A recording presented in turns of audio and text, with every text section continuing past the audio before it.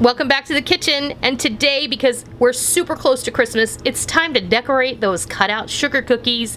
Yes, we do this every year in our house, even though my girls are 21 and 19. It is our mom and daughter time, and I wouldn't trade it for the world.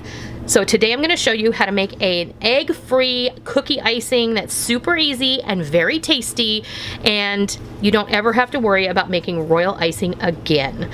So let's go see how this all comes together. Okay. Perfect.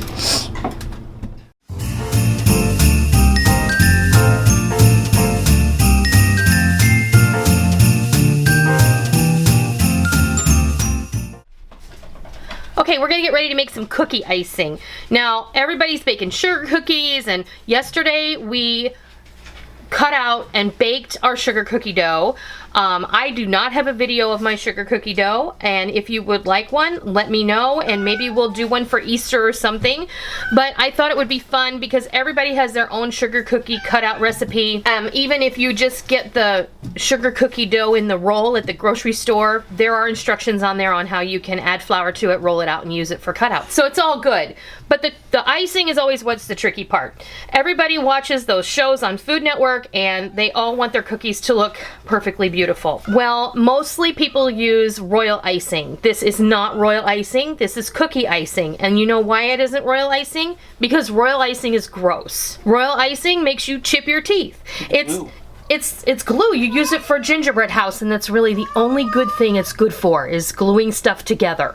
So we're gonna make some cookie icing that's gonna taste really good. It takes few ingredients, it has 0 eggs in it, and the only thing is it takes a long time for it to dry. So once you make your cookies, you're gonna want, I have like a stackable rack, put them away from children and pets in a cool, dry place and let them dry overnight, and then you'll be so happy the next day and you'll be able to give and enjoy your cookies. So what this starts with is a 2-pound bag or 8 cups confectioner's sugar, icing sugar, powdered sugar, whatever you want to call it. The next ingredient is going to be 6 to 8 tablespoons of clear corn syrup, 6 to 8 tablespoons of whole milk. I'm also going to be using a pinch of salt, which I'm going to go ahead and pop in here. And when I say a pinch for this amount, I'm going to use about a teaspoon of kosher salt in there.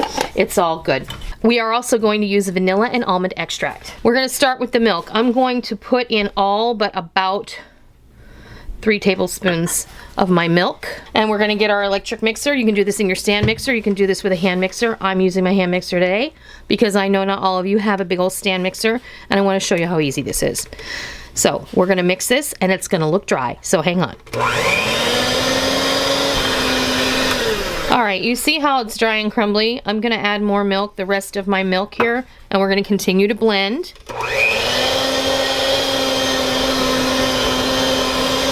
You see how quick that changed? I mean, it didn't take but that little extra bit of milk to make this a lot more moist. It looks like a hot mess right now, but don't worry. We're gonna go ahead and add about 3 tablespoons of our corn syrup, but we'll go with that. The secret here is mixing and patience, okay? Because you're gonna eventually want 2 different consistencies of icing. Okay. At this point, we're going to go ahead and add our flavorings. Now, I'm using a tablespoon of vanilla extract and a teaspoon of almond extract. You can leave out whatever you don't like. You can add instead whatever you do. You can flavor this with lemon or orange and vanilla instead of almond and vanilla. It's entirely up to you. Now, let's get a teaspoon of almond.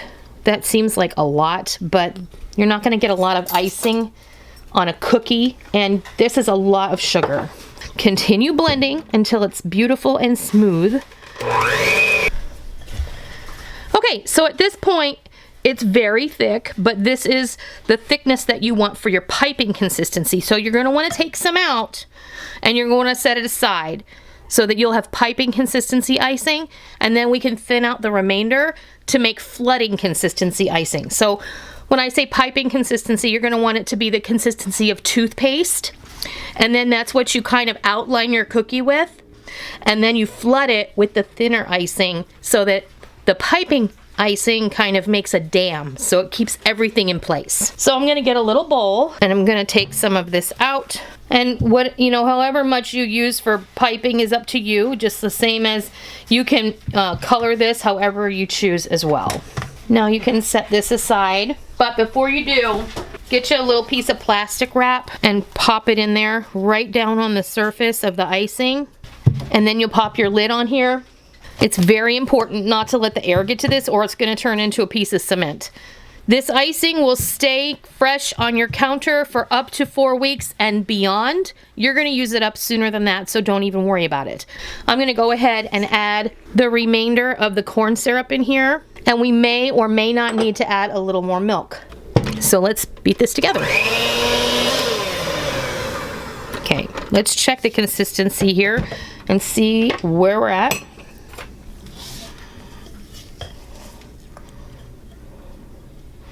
That's still a little thick, so we're going to go ahead and add some more milk.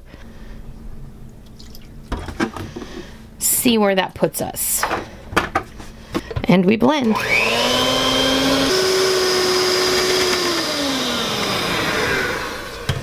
Let's check our consistency one more time. That's perfect.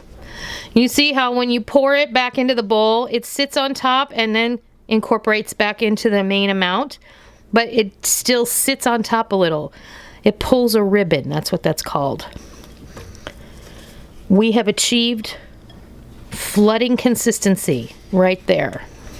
Excellent. Okay, now I'm going to come back in just a minute. I'm going to do what I did with the last bit. I'm going to put this in a container. I'm going to put a piece of plastic wrap on top of it, and then we'll have it ready when we're ready to do our cookies. I went ahead and I decorated a couple cookies. I'm going to bring those over in a second, but I wanted to just go over storing the icing again. This icing is going to keep very well for you for a very long time, and you just want to keep it at room temperature if stored properly. That's the caveat, if stored properly. You can't just toss this in a container and pop the lid on it. It's super important that you put the plastic directly on top of the icing and then put the lid on it. Again, this is the piping consistency and this is the flooding consistency. And I know that for the amount of cookies that we made, I'm gonna have to make another batch for us. So when I made up the bags with both my flooding consistency and my piping consistency icing, these are all piping consistency and these two are flooding consistency. The white flooding consistency icing, I went ahead and just put back in the main container. We're going to be using these later today or tomorrow, so I just popped these decorating bags in some plastic bags and I'm just going to put the lid on these so that they're out of the way and we can use those up later. But I just really wanted to, you know, go over the storage process.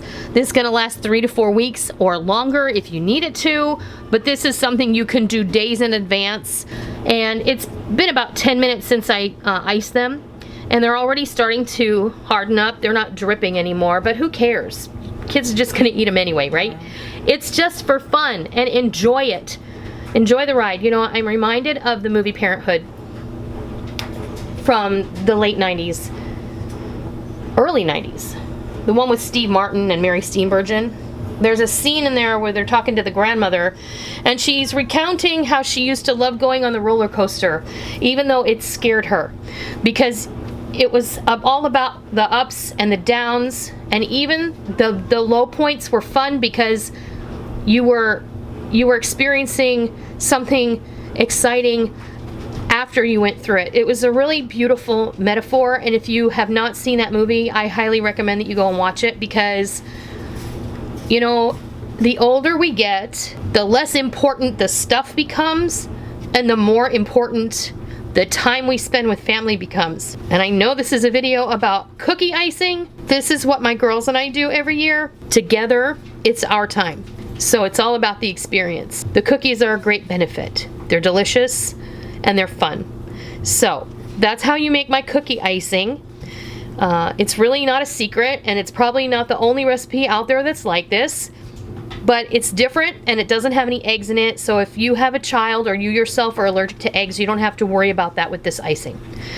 And I will get off my sappy, sentimental soapbox, and I will just say thank you for watching. If you enjoyed today's video, please consider giving me a thumbs up.